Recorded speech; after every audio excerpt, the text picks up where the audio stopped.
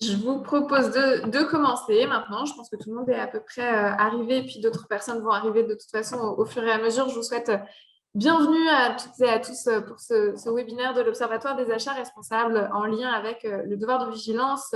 Il a pour but principalement de vous présenter les résultats du groupe de travail sur le devoir de vigilance qui a eu lieu pendant 2 ans avec les membres de l'Obsar. Alors, je suis Fanny Bénard, moi, je suis directrice associée de BuyerWay, je suis vice-présidente de l'Obsar et je suis ravie d'avoir avec moi Bruno Frel de l'AFNOR, qui est administrateur de l'Obsar, et Nathalie Paillon, qui s'occupe des études et des opérations pour l'Observatoire et qui prendront la parole au cours de ce webinaire. Un webinaire sur le devoir de vigilance, une loi qui est là depuis 2017 et sur laquelle on a travaillé pour accompagner en fait nos membres.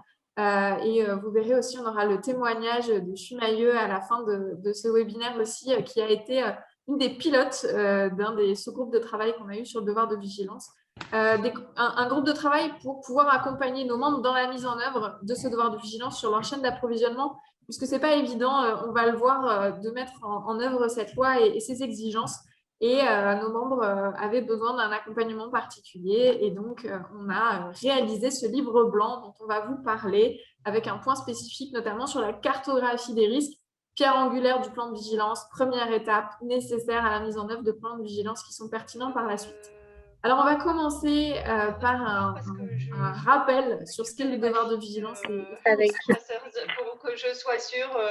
Alors, juste, je vais vous demander de couper vos micros. Ok, parfait. Merci. Au revoir. Nathalie, si tu peux couper les micros des personnes présentes, on prendra les questions à la fin de la présentation. Alors, le devoir de vigilance, il naît en tout cas à la française, la loi française, naît d'une réflexion suite à l'effondrement du Rana Plaza et cette image que vous voyez sur la gauche, qui est donc l'effondrement de cet immeuble qui accueillait des ateliers de confection textile. Et de cette tragédie est née une sorte de transformation, en tout cas une prise de conscience de l'importance de la responsabilité des donneurs d'ordre dans leur chaîne d'approvisionnement. Et cette prise de conscience, à la fois par les entreprises elles-mêmes, mais aussi bien sûr par les ONG et nos représentants, notamment Dominique Potier, qui était le rapporteur de la loi, a abouti, suite à un travail législatif long, à la naissance de la loi sur le devoir de vigilance. Donc l'idée, c'est qu'on ne puisse plus dire qu'on ne savait pas ce qui se passe dans les chaînes d'approvisionnement. Je pense que si on doit revenir sur l'esprit de la loi, c'est vraiment ça. Aujourd'hui, on ne peut plus dire qu'on a fermé les yeux, qu'on ne sait pas, et on doit identifier ces risques. C'est pour ça qu'on fait un focus, on refera ensemble un focus sur la cartographie, et c'est la première partie aussi de notre guide sur la mise en place du devoir de vigilance. On ne peut plus dire qu'on ne savait pas, on ne peut plus dire qu'on ne sait pas ce qui se passe dans nos chaînes d'approvisionnement, on ne peut plus dire qu'on ne sait pas qu'il y a des risques. Et après, on a à mettre en œuvre des moyens de mitigation de ces risques et on le reverra.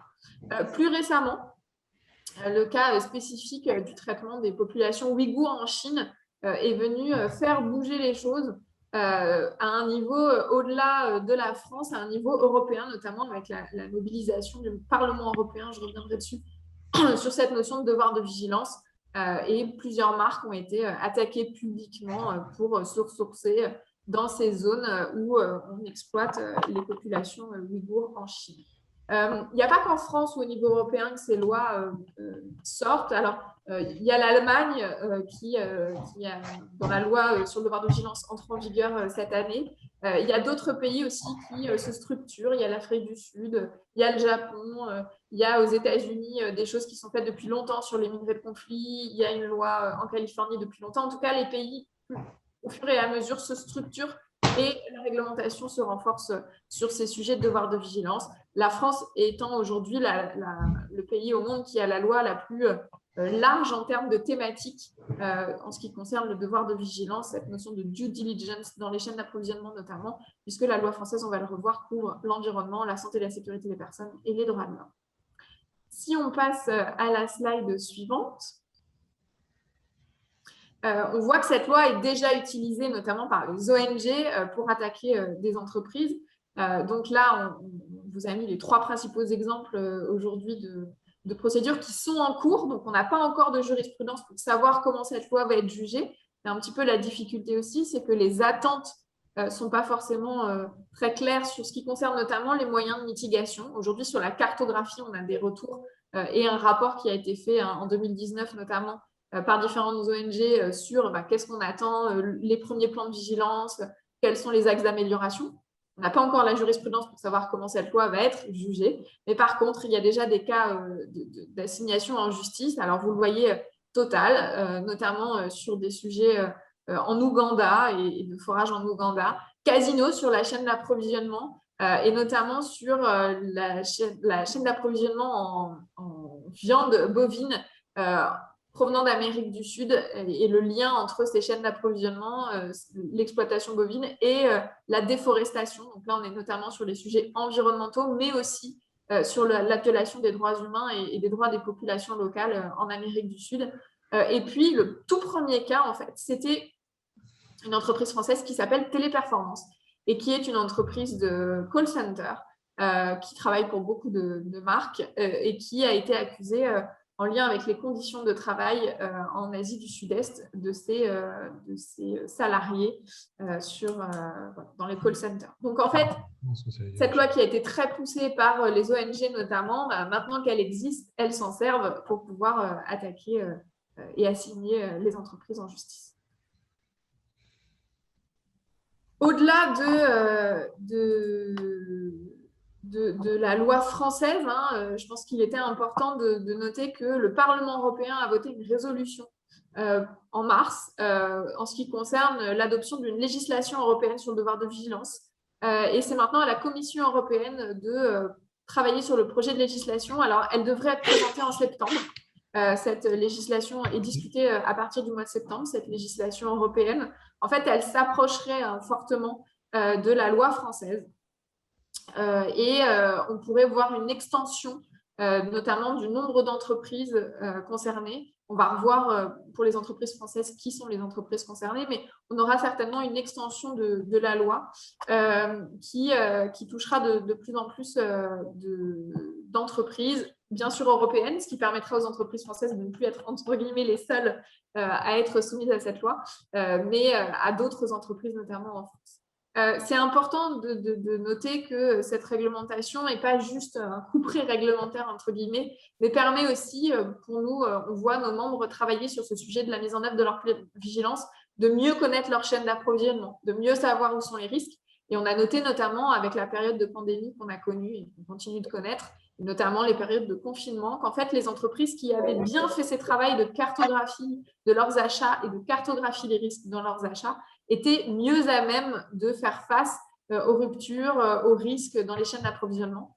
Et puis, on a vu aussi de plus en plus de risques environnementaux avec, par exemple, l'Inde qui a suspendu l'application de ces règles environnementales, par exemple, pour certaines de ces usines, ou des risques sociaux, notamment pour les travailleurs migrants ou les travailleurs précaires, qui ont explosé pendant la pandémie dans les différentes chaînes d'approvisionnement. Et donc, les entreprises qui étaient déjà parées à ça, parce qu'elles avaient déjà commencé à mettre en place leur plan de vigilance, ont été aussi mieux à même de maîtriser ces enjeux-là. Et aussi de mieux connaître leurs fournisseurs et d'avoir des relations avec ces fournisseurs qui ont privilégié en fait, des clients qui avaient des démarches achats responsables, qui avaient des démarches de vigilance. Et ça, on a pu le noter vraiment dans les différentes études qu'on a faites et en discutant avec nos membres. Je réponds juste à la question sur la jurisprudence. Pour l'instant, il n'y a aucune jurisprudence sur le devoir de vigilance. La loi, comme je vous le dis, il n'y a aucun jugement qui a pour l'instant été rendu. Elle était, on n'a pas encore de certitude juridique, de jurisprudence pour pouvoir savoir comment elle peut être jugée. Par contre, on sait de plus en plus, au regard des différentes discussions qu'on a, que l'obligation de cartographie et d'identification des risques va être vraiment très, très importante. Et c'est encore aujourd'hui flou sur la pertinence des moyens de mitigation et le jugement de la pertinence des moyens de mitigation. Et en fait, on aura quasiment une obligation de résultat sur la cartographie quand on aura plus une obligation de moyens et de moyens raisonnables, c'est le mot qui est dans la loi, sur les moyens de mitigation. Juste pour revenir sur le contenu de la loi spécifiquement, avant de passer la parole à Bruno sur le contenu de notre guide, la loi sur le devoir de vigilance concerne les entreprises françaises de plus de 5000 salariés en France ou de plus de 10 000 salariés dans le monde. La loi porte sur les sociétés mères et les sociétés donneurs d'ordre, c'est-à-dire l'activité en propre de ces entreprises, mais aussi les filiales et les sociétés contrôlées, et ce qui nous concerne au sein de l'OPSA, les sous-traitants, les fournisseurs avec lesquels l'entreprise entretient une relation commerciale établie. Relation commerciale établie étant entendue au regard, pas forcément d'un contrat, mais bien de la preuve qu'une relation commerciale dans le temps a été établie. Ça peut être des factures, ça peut être des bons de commande. Et donc, on n'est pas forcément uniquement sur la contractualisation. Et puis, en fait, on retrouve cette notion de relation commerciale établie lorsqu'on parle, par exemple, dans la loi française de ce qui existe depuis longtemps, des ruptures de contrat, des ruptures brutales de contrat. On utilise ce même terme de relation commerciale établie, donc elle doit être entendue de la même façon. Les domaines d'application concernent les droits humains et les libertés fondamentales, la santé et la sécurité des personnes et les atteintes graves à l'environnement.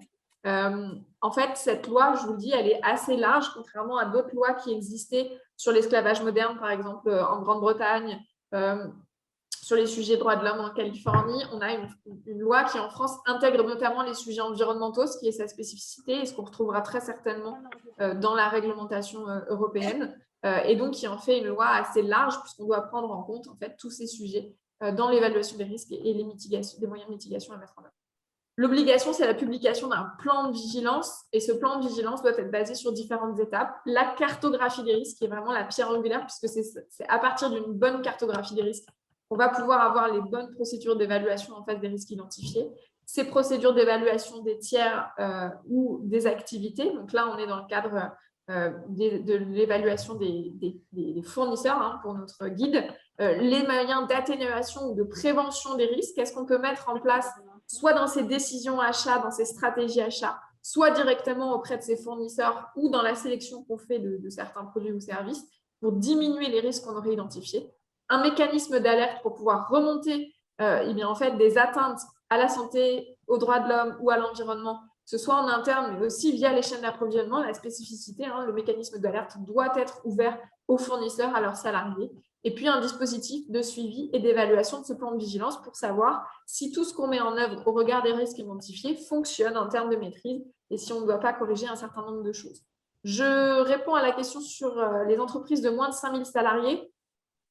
Si votre entreprise française a moins de 5000 salariés en France, mais plus de 10 000 salariés dans le monde, elle est concernée. C'est-à-dire qu'une entreprise française qui aurait 2000 salariés en France, mais 12 000 salariés au total dans le monde, serait concernée par la loi. Si par contre, elle ne répond à aucun de ces deux seuils, en effet, elle n'est pas concernée. On va pouvoir passer à la slide suivante. Donc, je vais passer la parole à Bruno pour qu'il vous détaille le contenu de notre guide et puis une partie spécifique sur la cartographie des risques, hein, puisque c'est vraiment cette étape qui est cruciale dans le plan de vigilance.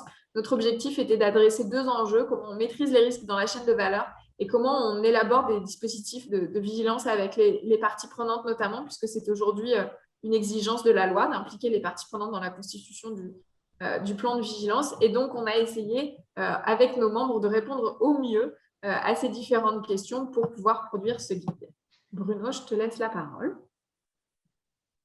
Merci. Bonjour à tous. Je vais peut-être passer directement à la diapo suivante puisque c'est des éléments que je reprends. Voilà, merci. Donc, je vais vous parler d'abord, avant de faire un focus sur la partie cartographie des risques, je vais revenir simplement sur la structure générale du guide. Alors, c'est un guide qui se veut bien sûr très opérationnel, comme tous les guides qui sont publiés à l'issue des groupes de travail organisés par l'OPSAR. Puisque des guides comme ça, il en existe sur plein d'autres sujets que le devoir de vigilance. Alors, il y a une première partie, si vous voulez, qui va redéfinir le contexte, hein, ce que nous a résumé Fanny jusqu'à présent. Donc, va poser un petit peu tous les points essentiels de ce contexte réglementaire aujourd'hui et rappeler un petit peu des fondamentaux autour de ce contexte. Et ensuite, il y a quatre parties qui vont reprendre, je dirais, les mesures essentielles du devoir de vigilance. Donc, une première partie sur la cartographie des risques liés aux achats, alors environnementaux et sociaux. Et je rappelle bien que dans la partie sociale, il y a bien cette partie santé et sécurité au travail. Une deuxième partie sur les mesures d'évaluation des fournisseurs. une troisième sur les actions d'atténuation donc des risques et de prévention aux atteintes graves. Il y a un micro qui est resté ouvert, si vous pouvez couper. Et puis une quatrième partie sur les mécanismes d'alerte et de recueil des signalements. Ce qui est important, c'est que toutes ces parties sont à la fois complémentaires, hein, elles apportent une vue d'ensemble sur les points d'attention de l'ensemble des mesures de cette loi, mais chaque partie peut être abordée séparément pour qu'une organisation vienne chercher des éléments de réponse à une question précise sur une des mesures. Donc, chaque partie est autoportée, on peut dire ça comme ça. Elle se suffit à elle-même. On peut venir chercher de l'information de façon précise dedans, sans que les parties précédentes soient un prérequis à la compréhension de la partie. Toutes ces parties sont illustrées, vous le verrez quand on fera le focus sur la partie cartographie, sont illustrées par des fiches de synthèse qui sont des fiches très opérationnelles, vous le verrez. Il y en a 14 au total dans ce guide, donc qui apporte ce panorama complet. Alors, chacune des parties est structurée à peu près de la même façon au départ, c'est-à-dire que vous avez le rappel des contextes de base liés donc, à la partie qu'on va traiter, présentation des étapes avec une mise en œuvre étape par étape, ça c'est très très important, et surtout des apports méthodologiques qui sont généralement apportés par ces fiches de synthèse, vous le verrez. Et puis, on a terminé chacune des parties par des témoignages, des retours d'expérience de nos membres, donc d'organisations qui sont soumis à cette loi et qui nous ont expliqué un petit peu comment eux ont abordé chaque mesure et nous partagent un petit peu cette expérience. Voyons maintenant donc la partie plus spécifique. Voilà, merci, sur la partie cartographie, la cartographie des risques. Alors, dans le contexte de base, on va rappeler, comme je disais, les fondamentaux et on va définir un petit peu ce que c'est qu'une cartographie des risques, ce que c'est et quelle est la vocation de cette cartographie des risques dans le cadre de ce devoir de vigilance. Le périmètre, alors ça c'est un point très très important, c'est-à-dire jusqu'où je m'arrête dans ma chaîne d'approvisionnement, et on verra qu'il faut remonter le plus haut possible et voire même jusqu'au au dernier maillon, je dirais, de cette chaîne d'approvisionnement. Il y a une approche sectorielle qui est relativement importante, c'est-à-dire qu'on va aborder chaque risque en fonction du secteur d'activité, bien sûr, qu'on va couvrir, et surtout, on va avoir une approche également pays, puisque vous verrez dans ce guide, on démontre aussi que le risque peut provenir du pays par une réglementation peut-être un petit peu trop légère, un manque de contrôle des organisations par rapport à ça. Et on sait que des pays sont exposés plus fortement à certains risques qui sont couverts par cette loi.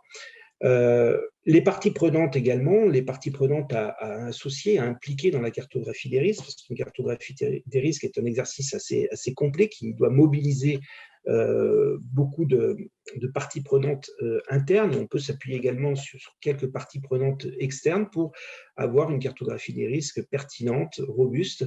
Et ça, c'est un point à ne pas négliger. Ce n'est pas, encore une fois, un exercice qu'on fait tout seul dans son coin. La fréquence de mise à jour est un point également important. Une cartographie des risques, c'est pas une photo figée, c'est une situation à un instant T, mais on sait très bien que les risques peuvent évoluer et il est important d'actualiser régulièrement sa cartographie des risques. Alors, c'est vrai que l'exercice est très compliqué pour une organisation qui n'avait jusqu'à présent pas réalisé cette cartographie des risques. Donc, dans un premier temps, on voit certaines organisations qui vont démarrer sur un périmètre un petit peu restreint, soit au niveau des catégories d'achat ou des enjeux qu'ils veulent couvrir. Et quelque part, la mise à jour et l'évolution de cette cartographie des risques, c'est aussi un moyen, je dirais, d'affiner ces travaux et d'élargir un petit peu ces périmètres. Existe-t-il des approches sectorielles de cartographie? Alors, on le verra dans l'exemple que je vous présenterai juste après. On a aujourd'hui, dans le secteur bancaire, dont certains sont membres de l'OPSAR, eh bien, on avait 4 grandes banques françaises au départ qui se sont associées pour construire ensemble leur cartographie des risques parce qu'elles sont sur un secteur d'activité qui est commun, elles ont des nomenclatures achats qui sont très très proches, et plutôt que de faire ce travail de façon isolée, tout seul dans leur coin, ces banques ont décidé de s'associer pour construire cette cartographie des risques. Et vous verrez donc qu'elle témoigne un petit peu de la réussite de ce projet. Alors, si on regarde de façon précise les différentes étapes voilà, merci. Les différentes étapes qui sont présentées dans cette partie. Donc, il y a d'abord des prérequis, justement, qui vont apporter des indications au lecteur sur l'approche sectorielle, l'approche pays, qui vont expliquer un petit peu l'importance de cumuler ces approches. Et là, je reviens, moi, sur la norme ISO 20400, qui est donc la norme internationale sur les achats responsables, qui va donner des recommandations pour construire ces cartographies des risques et qui va expliquer qu'une cartographie des risques, ça se travaille par plusieurs angles d'attaque, c'est-à-dire les secteurs d'activité, les secteurs achats, les approches également donc, par pays, comme je disais, et l'approche par enjeu, c'est-à-dire quel enjeu je dois couvrir. Alors, il y a les enjeux, effectivement, qui sont dictés par la loi. Quand on parle de l'environnement, c'est un domaine d'enjeu. Dans l'environnement, vous allez retrouver les pollutions, vous allez retrouver les gaz à effet de serre, vous allez retrouver les déchets, vous allez retrouver les atteintes à la biodiversité, la pression sur les ressources, par exemple. Donc, sur quel enjeu je vais travailler, je vais construire ma cartographie des risques au regard donc, des activités que je dois couvrir. Une fois que ces prérequis sont terminés, vous avez dans cette partie sur la cartographie des risques, donc 3 parties essentielles. La première sur l'identification des risques bruts. Et cette notion de risque brut est importante, c'est-à-dire qu'il va falloir identifier les risques auxquels on est soumis au regard de sa chaîne d'approvisionnement. Et dans ce risque brut, donc, on ne va pas avoir à ce stade-là, la prise en compte des mesures d'atténuation qui sont déjà dans les organisations. On ne va pas encore analyser ces mesures de mitigation. Et pourquoi c'est important de différencier ce risque brut du risque net qui, lui, prend en compte ces mitigations? Eh bien, tout simplement, ça permet derrière de pouvoir mesurer l'efficacité des mesures qui sont mises en place. C'est-à-dire que si au regard de mes actions, mon risque brut ne diminue pas de façon importante, c'est que mes actions ne sont peut-être pas suffisamment pertinentes, pas suffisamment robustes, et j'ai peut-être des efforts d'amélioration à faire. Donc, vous avez une fiche de synthèse, c'est la fiche de synthèse numéro 5 du guide qui va expliquer de façon assez méthodologique comment on va identifier ces risques bruts et surtout comment on va les coter. Et puis, vous avez ensuite donc l'analyse de ces risques nets. Donc, c'est comment je pars de mon risque brut et je mesure l'efficacité de mes mesures que j'ai déjà mises en place dans mon organisation pour arriver à un risque net pour mon organisation. Alors, vous avez sur le côté la présentation de cette fiche 6. Alors, vous voyez que vous avez des petits outils qui vous permettent de bien identifier, de bien mesurer vos risques. Et ensuite, une dernière fiche sur la priorisation, je dirais, des actions, puisque l'objectif étant, bien sûr, de se concentrer au départ là où il y a des priorités, c'est-à-dire là où il y a les risques les plus importants. Et dans la priorité, on va prendre en compte également les capacités de l'organisation, justement, à vraiment agir sur cet enjeu. Je vais demander à Nathalie de passer à la diapositive suivante. Donc, on arrive à cette partie témoignage. Donc, vous voyez ici des fiches de témoignage où là, c'est l'association des 4 banques dont je vous parlais qui vont expliquer pourquoi il était important pour eux de travailler ensemble. Je ne vous cache pas que ces 4 banques avaient déjà initié des travaux de façon indépendante sur la réalisation de cette cartographie des risques, mais on voit à travers cet exemple l'importance finalement de partager avec ses pairs sur des problématiques communes. Et c'est bien là, on voit à travers cet exemple tout l'intérêt de ces groupes de travail conduits par l'OPSAR, où effectivement, c'est vraiment un travail collaboratif, avec vraiment un partage, je dirais, d'expertise, de retour d'expérience, etc. Et c'est ce qui fait un petit peu la puissance de ce guide, c'est qu'il y avait à peu près une trentaine, comme le disait Fanny, d'organisations hein, qui ont collaboré activement à la réalisation de ce guide. Voilà, donc là, on voit un exemple réussi et qui illustre parfaitement, je dirais, toute la philosophie finalement de ce qu'on vous présente ici. Voilà, j'en ai terminé sur la présentation un petit peu de ce guide. C'est encore une fois un petit teasing hein, qu'on vous fait de ce guide et je vous invite voilà, à vous rapprocher de l'OPSAR après pour savoir un petit peu plus et voir tout le contenu de ce guide intéressant. Nathalie, je te passe la parole. Oui. Alors justement, par rapport au guide et au contenu de ce guide complet, c'est vrai qu'il permet une exploration de la démarche de devoir mise en place dans le cadre de la loi sur le devoir de vigilance. Et donc, c'est un ouvrage très abouti qui va exposer à la fois donc, un corpus de connaissances, comme vous l'a présenté Bruno, donc connaissances à maîtriser, mais également des retours d'expérience de nos adhérents et qui vont se retrouver à travers notamment deux aspects. D'abord, donc les témoignages, c'est ce qu'on vient de voir juste à l'instant, mais aussi leurs expériences, leurs retours d'expérience sur la mise en pratique des dispositifs qui existent déjà actuellement au sein des achats, des dispositifs d'évaluation de fournisseurs, de mitigation de risques.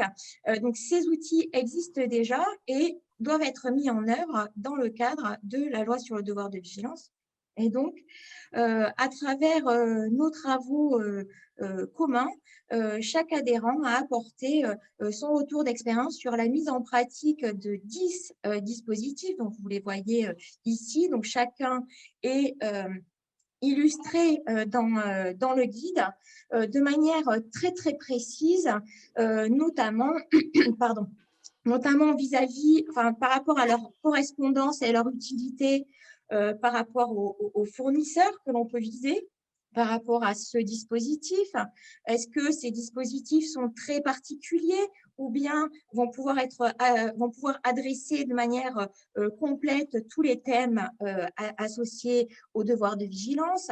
On va pouvoir aussi, grâce donc, au retour d'expérience des adhérents, identifier les ressources nécessaires pour mettre en place chaque dispositif. Donc ça va être très important pour pouvoir mettre en regard le niveau de risque et le moyen associé pour réduire ce risque.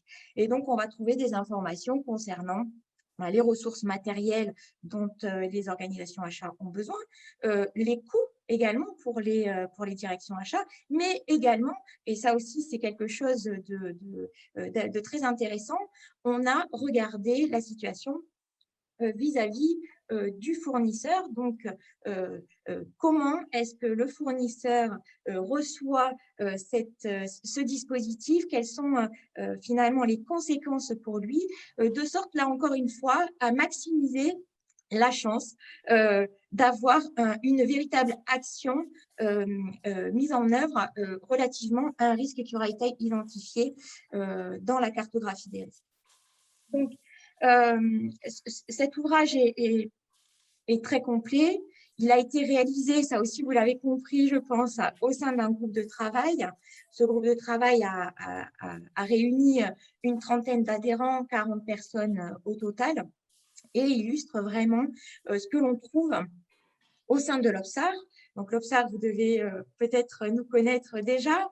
Donc on est une association depuis 2010 avec une focale qui est l'achat responsable et une mission de promouvoir et aider à la mise en œuvre, au déploiement des achats responsables pour tout type d'organisation.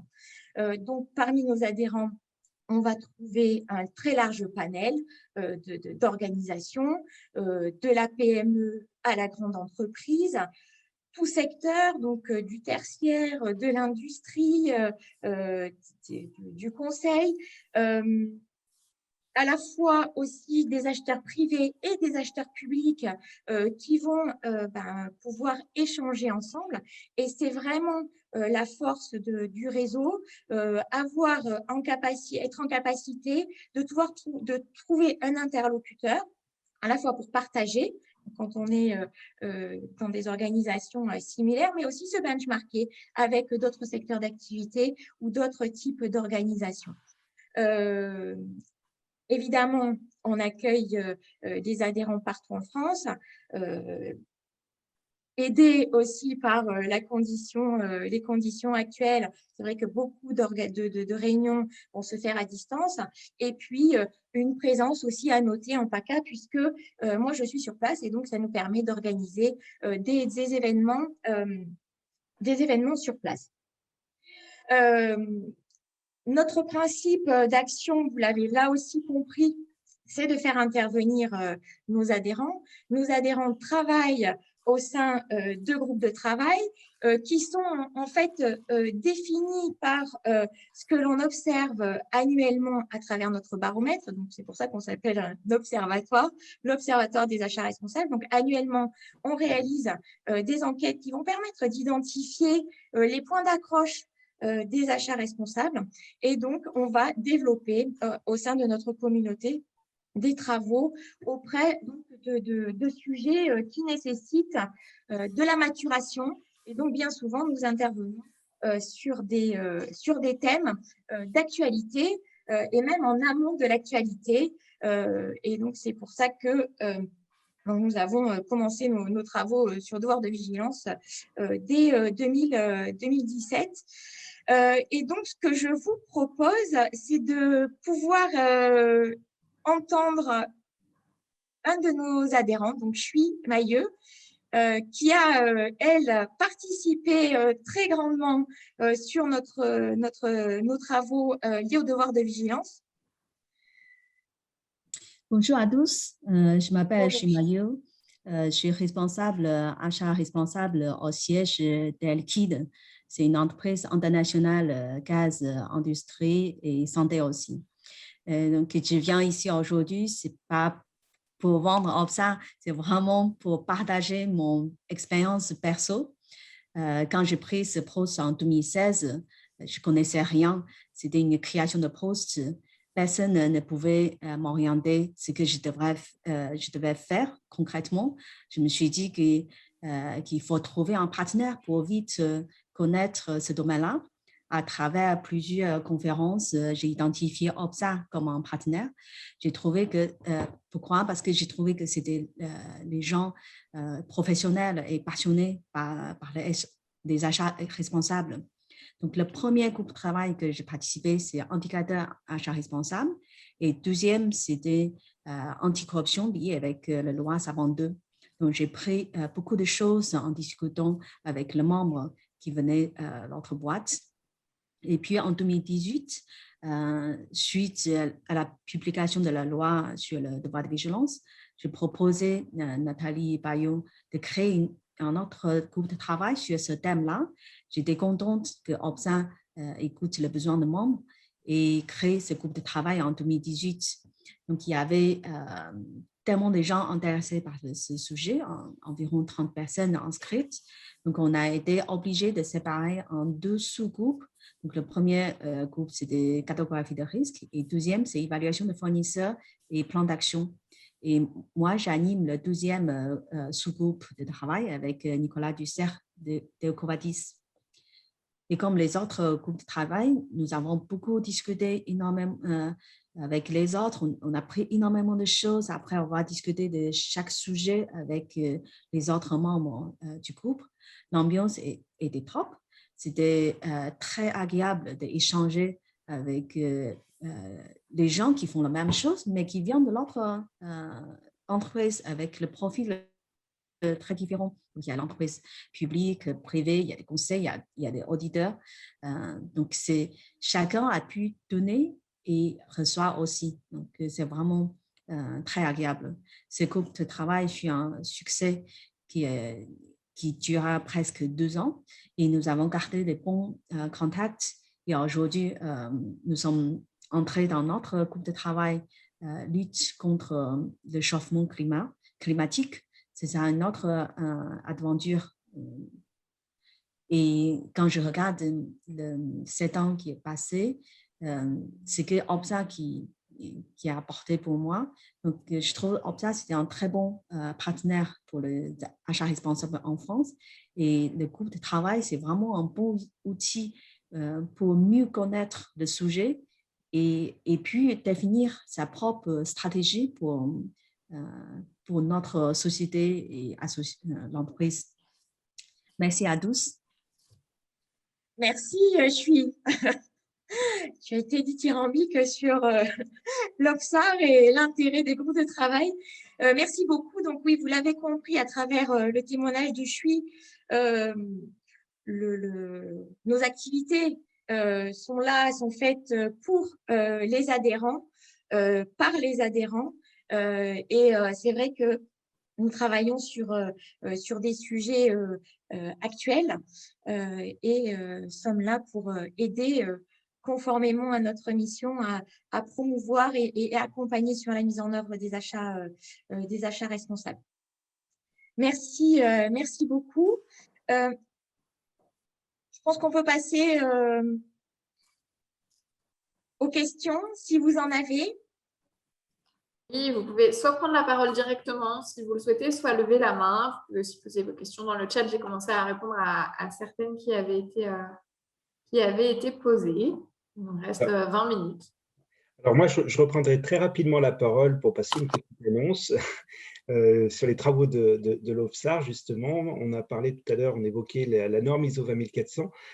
Sachez que fin septembre à peu près, il y a l'OPSAR, encore une fois, qui, en faisant appel à un collectif de ses membres, a rédigé un 100 questions, donc qui est un ouvrage qui va apporter des solutions très opérationnelles sur la compréhension de la norme ISO 20400. Voilà, donc ça c'est très attendu par les acheteurs, donc je voulais simplement passer l'information et on voit encore une fois l'intérêt de travailler à l'OPSAR, d'adhérer à l'OPSAR pour s'intégrer dans les groupes de travail. C'est encore le résultat d'un travail collaboratif. Merci Bruno. Alors, on a une question sur quel référentiel utiliser pour le risque pays et comment le mettre à jour. Bruno, est-ce que tu peux apporter des éléments de réponse sur les différents référentiels? C'est vrai qu'aujourd'hui, il y a plusieurs référentiels qui existent en matière de risque pays. Vous pouvez soit acheter des bases de données qui vont vous donner du risque directement, soit concaténer des bases de données qui demandent une mise à jour régulière, même si les risques pays ne changent quand même pas du jour au lendemain. On n'a pas forcément besoin de faire une mise à jour tous les 6 mois. Hein. Mais il y a différentes bases de données gratuites qui peuvent vous donner des informations, principalement sur les enjeux sociaux d'ailleurs. Bruno, si tu veux compléter sur les référentiels sur le risque pays. Oui, alors sur toute l'information qu'on va trouver, c'est souvent une information qui est concentrée effectivement sur un domaine d'enjeu plus particulier. Vous avez aujourd'hui des index qui sont publiés, par exemple, sur la santé et sécurité au travail, vous en avez sur le travail des enfants, l'esclavage moderne, vous en avez sur l'environnement. Voilà, la difficulté, alors soit vous pouvez effectivement acheter de la donnée qui est, comme le disait Fanny déjà, travaillée, compilée auprès d'un opérateur, soit c'est effectivement se reconstituer toute cette donnée en allant se tourner vers des organisations comme l'OIT, comme l'UNICEF, la Banque mondiale, etc., pour aller chercher de l'information et se reconstituer un petit peu ces risques pays. Ce qui est important, en tous les cas, dans la cartographie des risques, comme on doit couvrir à la fois l'environnement, le social, la santé et sécurité, c'est d'être suffisamment exhaustif sur les indicateurs qu'on va chercher pour avoir une vision précise du pays sur l'ensemble de ces risques-là. L'Union européenne a une base de données aussi qui s'appelle Inform Index, qui vous donne des informations qui est assez intéressante sur les risques environnementaux, par exemple. Et après, elle a beaucoup d'informations sur certains enjeux sociaux et qui est gratuite et qui est mise à jour tous les 2 ans, par exemple. Mais derrière, il faut trier aussi les données à l'intérieur. Des opérateurs, vous en avez plein, on pourra vous faire une liste. On ne va pas forcément faire la pub de certains plutôt que d'autres, mais vous avez pas mal d'opérateurs qui vous font de la... On pourra en discuter par message privé, par exemple. N'hésitez pas à nous envoyer un mail qui font ce type de concaténation d'outils. Est-ce que vous avez d'autres questions sur le sujet du devoir de vigilance ou sur l'OPSAR en général?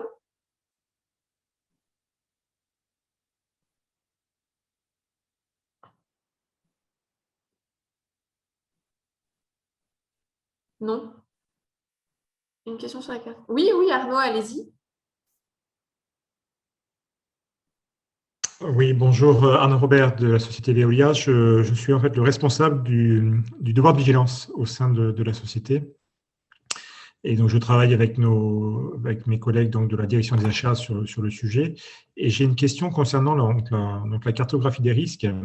Donc, je sais que dans la mise en œuvre en fait, de la cartographie des risques, la solution la plus pratique, c'est de travailler par catégorie d'achat pour mieux cibler en fait. Et est-ce que dans le cadre de vos travaux, vous avez quand même couvert la question d'une cartographie globale des achats? Parce qu'en fait, un des enjeux du plan de vigilance, c'est de pouvoir présenter de façon relativement intelligible, en fonction des piliers, donc sur la partie achat, les risques achats en tant que tels. Et en fait, moi, je m'interroge sur la possibilité d'avoir une synthèse, une cartographie synthétique des achats qu'il est possible d'insérer en fait dans le plan de vigilance, plutôt que de reprendre une grande liste de catégories d'achats qui peut peut-être relativement trop détaillée et trop riche peut-être pour les parties prenantes. Ouais. Merci. Sur l'approche par catégorie, je laisserai Bruno compléter aussi. Sur l'approche par catégorie, et c'est celle qui est recommandée dans le guide aussi, c'est parce qu'elle est plus efficace, entre guillemets, qu'une approche par fournisseur. Souvent, vous avez un très, très grand nombre de fournisseurs et si on devait travailler d'abord par une maille fournisseur, en fait, la tâche serait monstrueuse. Donc, c'est assez intéressant en général de travailler par catégorie. Puis derrière, avec les mesures d'évaluation des fournisseurs, venir compléter en fait la cartographie via les différentes mesures d'évaluation que vous pourriez faire sur vos fournisseurs, ce qui en plus vous donne une cartographie plus spécifique à votre activité puisque c'est sur votre panel fournisseur que vous identifiez les risques directement. Et ensuite, en termes de présentation de la cartographie des risques, nous, ce qu'on a déjà fait, par exemple, c'est de présenter le binôme catégorie risque majeur de la catégorie, ce qui évite de faire des longues listes de catégories et de mettre tous les risques par catégorie à chaque fois, mais de présenter un binôme. En fait, dans notre panel de catégories d'achat, le risque majeur sur cette catégorie, c'est celui-là, le risque majeur sur cette catégorie, c'est celui-là, etc. Dans le plan de vigilance, votre obligation, c'est de faire la cartographie et d'expliquer principalement comment vous l'avez faite. Vous n'êtes pas obligé de la publier dans son exhaustivité. Ce qui est important, c'est en fait, comme elle guide votre plan de vigilance, ce qui est important, c'est d'avoir bien vous-même identifié vos risques. Et donc, ça peut être intéressant si vous voulez présenter quelque chose, présenter les risques majeurs en lien avec les catégories, quoi, mais pas forcément toutes les catégories. Ça, c'est un exemple de choses que j'ai déjà faites, par exemple. Bruno, tu veux pouvoir compléter peut-être ? Oui, alors pour compléter un petit peu, ce qui est important, la cartographie des risques, c'est effectivement un rendu qu'on doit présenter dans le cadre de ce plan de vigilance. Alors, il est important effectivement d'en sortir les conclusions, en fait. On peut pas... Mais au départ, il est important quand même d'avoir cette approche un peu exhaustive sur toutes les catégories d'achat, parce que l'objectif finalement d'une cartographie des risques, on l'a vu tout à l'heure, c'est de prioriser. D'accord ? Et quelque part, vous pouvez présenter vos priorités, c'est-à-dire vos segments d'achat avec les enjeux importants sur lesquels vous allez devoir travailler pour je dirais, répondre à ces exigences du devoir de vigilance. Au départ, quand on commence une cartographie des risques, ne partez pas avec des préjugés en disant ça c'est risqué, ça c'est pas risqué, parce que quand on fait vraiment ce travail d'identification des risques et qu'on fait un peu d'investigation autour de ça, de temps en temps, on se rend compte que on a certaines catégories d'achat qui ne sont peut-être pas forcément des lignes d'achat sur lesquelles on a des gros niveaux de dépenses et auxquels on ne s'attend pas. On va identifier des risques spécifiques et on va se dire « Ah, celui-là, je ne l'avais pas vu ». C'est l'objectif d'une cartographie des risques. Voilà. À l'AFNOR, mais je mettrai juste une petite parenthèse, je vais faire un petit peu ma publicité, on a construit donc des outils de cartographie des risques aujourd'hui qu'on présente à nos clients. On a traité 450 catégories d'achat au travers 13 enjeux de la RSE qui couvrent l'ensemble des enjeux, bien sûr, du devoir de vigilance. Et chaque client vient chercher, encore une fois, sur ces catégories d'achat, les risques dominants pour présenter effectivement une cartographie des risques plus synthétique dans le cadre du devoir de vigilance. Mais ce qu'il faut dire aussi, c'est qu'à un moment donné, pourquoi je fais une carte des risques ou pourquoi je réponds au devoir de vigilance? C'est juste pour répondre aux exigences de la loi ou est-ce que c'est parce que je veux aujourd'hui m'investir dans une démarche achat responsable et que je veux aller au-delà de tout ça? C'est-à-dire qu'à un moment donné, si je veux impliquer mes acheteurs, il faut d'abord que le risque soit très nettement identifiés, c'est-à-dire qu'on remonte au risque source et que l'acheteur derrière ait aussi des éléments pour pouvoir mettre sous contrôle ces risques-là. Donc, c'est vraiment important de rentrer dans le détail et de ne pas avoir une analyse un petit peu trop générique, trop d'ensemble, parce que derrière, vous n'aurez pas les moyens d'intervenir. Sur l'environnement, d'un segment achat à l'autre, vous avez des enjeux qui sont complètement différents. Sur l'aspect social, c'est la même chose. Donc, il faut avoir cette vision précise, vraiment par catégorie au départ. Ouais. Et en fait, comme, pour faire le lien avec ce que tu viens de dire, Bruno, et ce que tu as dit juste avant sur les 100 questions sur l'ISO 20400, là, on est très orienté devoir de vigilance. Mais en fait, pour construire une bonne démarche achat responsable globalement, il faut mettre en œuvre une cartographie des risques. Elle n'est peut-être pas toujours aussi détaillée que celle qui est exigée pour le devoir de vigilance, mais la cartographie des risques est quand même toujours la bonne étape pour commencer sa démarche achat responsable. Et c'est une des premières étapes qui est citée aussi dans l'ISO 20400, par exemple. Il y avait une question sur le scénario, la nécessité de décrire un scénario de risque, comme cela est le cas pour une cartographie des risques corruption et trafic d'influence. En fait, vous pouvez utiliser un peu la méthode que vous voulez. Il n'y a pas de méthode exigée pour construire sa cartographie des risques. Après, si vous voulez mettre en place une cartographie des risques selon la méthode de l'ISO 31000 et du management des risques, eh ben, on va arriver dans cette notion d'analyse des risques et donc de description d'un scénario de risque pour pouvoir derrière justifier les cotations qui sont faites. Donc, si vous utilisez des méthodes, souvent, quand on utilise des méthodes internes de risk management qui existent déjà au sein des entreprises, elles sont souvent construites sur la base de cette 31000. Et donc, oui, on va travailler sur l'identification de scénarios de risque. Même si ce n'est pas obligatoire d'utiliser cette méthode-là, souvent ça sert à bien identifier son risque et à bien le coter, le quantifier et justifier les cotations derrière, donc ça peut être intéressant. Et puis, il y avait une autre question sur le cadre des achats soumis au code de la commande publique. Il n'est pas possible d'écarter un fournisseur sans justification. En fait, dans le cadre de la commande publique, en effet, on ne peut pas, et notamment sur les enjeux sociaux, on va avoir du mal à écarter un fournisseur dans le cadre de l'appel d'offres, de la consultation, sur des enjeux, sur sa performance. Par contre, vous pouvez tout à fait écarter un fournisseur qui ne respecterait pas la réglementation sociale ou liée aux droits de l'homme ou à l'environnement. Et donc, avoir déjà identifié les risques potentiels dans la cartographie, c'est une première étape.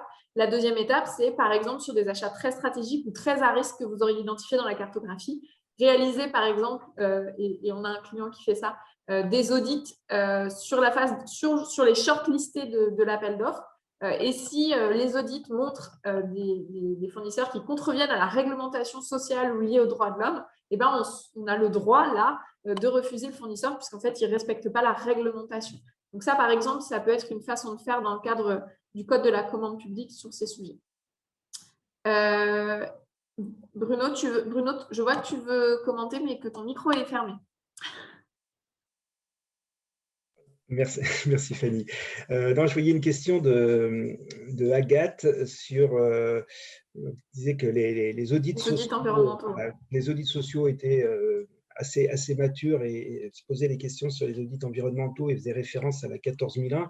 Alors, c'est vrai que la 14001 aujourd'hui est une norme internationale qui va permettre de mesurer, je dirais, le système de management d'une organisation au niveau de l'environnement. Donc, c'est effectivement un élément qui est important à prendre en compte. Après, quand on fait une cartographie des risques, ce qui est relativement important, c'est qu'on va rentrer vraiment sur des risques des fois très opérationnels. Et c'est pour ça que je disais tout à l'heure, le niveau de risque est très important. Pourquoi ? Parce que il faudra être juste vigilant en fait sur la 14001 de voir vraiment sur quel périmètre on fait cette évaluation. Parce qu'une organisation peut faire certifier en fait son système de management sur des périmètres différents.